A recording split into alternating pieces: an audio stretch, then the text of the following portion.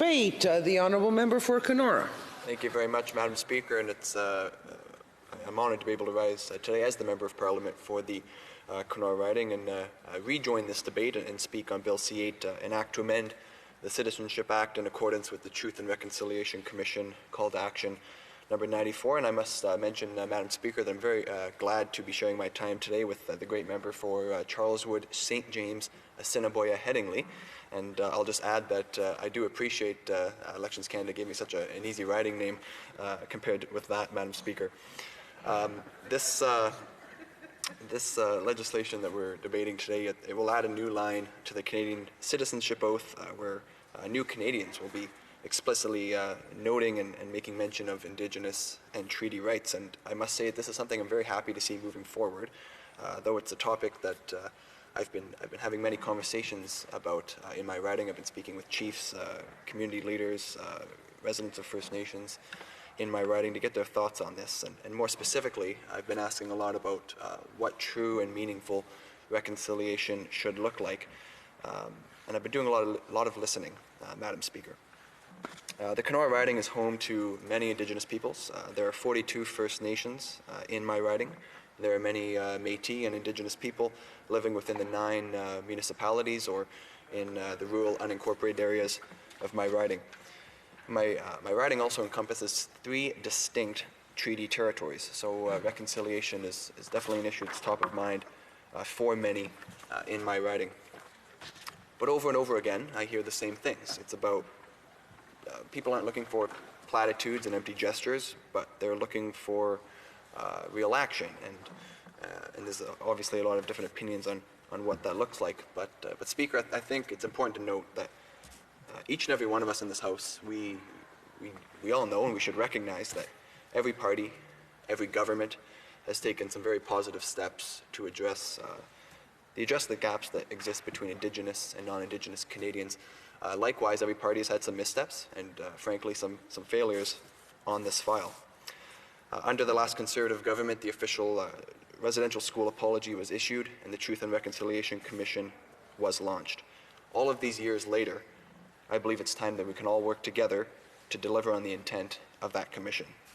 Because too often reconciliation is used as this buzzword for politicians and for political purposes, and many very serious issues that need to be addressed fall by the wayside in exchange for these platitudes and empty gestures that make, frankly, no meaningful impact on the everyday lives of Indigenous peoples. And I note this, Speaker, because it's important that we make sure that the intent of this bill, which I believe wholeheartedly is positive, it's important that we make sure that the intent is not lost, and that we continue to make tangible differences in the lives of Indigenous people across the North and across Canada. As I've noted, I've spoken with many chiefs in my riding about this bill, and they're supportive of the bill and of the government for fulfilling this aspect of the Truth and Reconciliation Commission. But they've noted to me that if we just simply change the citizenship oath without taking action to improve the social and economic well-being of Indigenous peoples, that it will actually lose its power and in many ways lose its meaning. And that's why we must support economic growth in northern communities. We must support equitable health care options. We must support improved infrastructure, education, and of course we must ensure that clean drinking water is available to each and every person living in Canada. Right now in my riding, the community of Niskantaga has had to evacuate after their water system shut down completely, leaving the community without any water, Madam Speaker.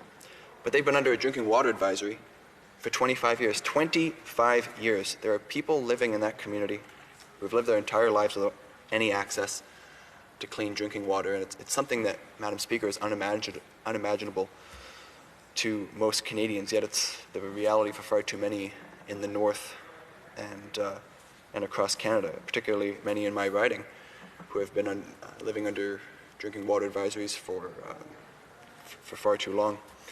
And I just want to note something, Madam Speaker. I was having a conversation with someone in my riding about how just the stark differences between some of the communities I represent and being here in this magnificent place. All we have to do is wave our hand and someone will bring us some water. We can go to the back to the lobby behind me, and you can have your choice between flat or bubbly. You can have a little lime or lemon. Jazz it up however you want. But there are people in the communities I represent who have never had access to clean drinking water, and I think it's important that we all take time to acknowledge that and reflect on really the two faces of Canada, if I can put it in those terms, Madam Speaker. So that's why I was incredibly disappointed that the government has walked back from their promise to end all long-term drinking water advisories on reserve by next year. And there's actually recent reports from CBC that is saying that the government may miss this mark by years. I believe it is unacceptable that people in our country don't have access to clean drinking water, and I think it's unacceptable for the government to push this down the road. And there's a broader lack of infrastructure in many northern communities across my riding, across the territories, and across Canada. Whether it's housing, road improvements, internet, as we've experienced in the debate today, Madam Speaker, problems with internet. And I make note of all of these because these tremendous gaps exist, in my riding and in many others. Communities like Cat Lake, they have housing shortages. There is overcrowding, and many homes that are available have structural problems, mold, or other long-standing issues. And the internet aspect of it. Many communities who don't have access to internet, these residents aren't able to potentially attend school or access government services. And I believe this pandemic has shown us that internet access is not a luxury, but it is a necessity. And unfortunately, many Indigenous peoples and many Indigenous communities have some of the worst internet connections or lack of connections than anyone else across Canada. So these are important things that we must work on as well. Madam Speaker, I believe I mentioned already healthcare gaps.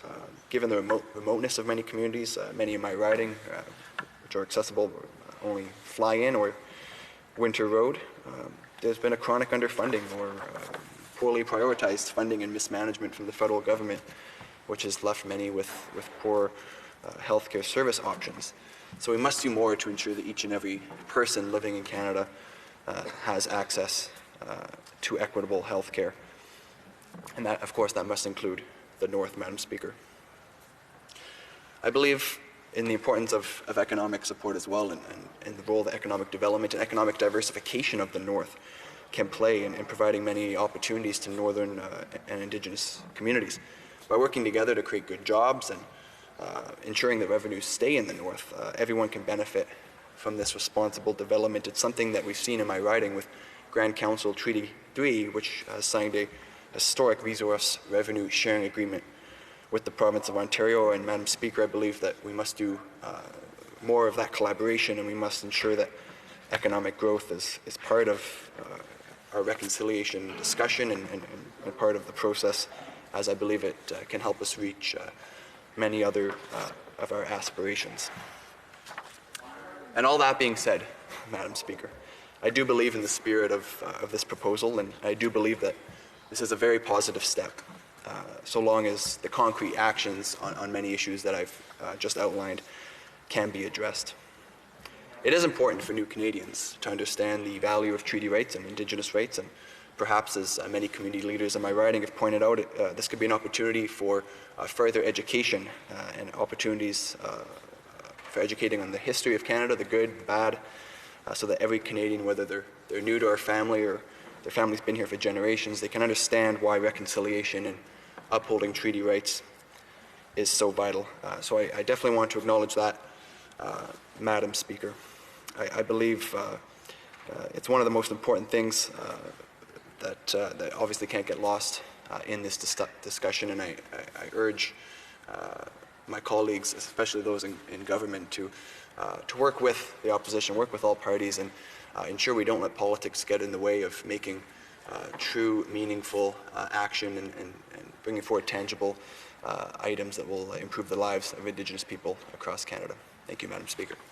Questions et commentaires. Questions and comments. The honourable member for London Fanshawe. Thank you, Madam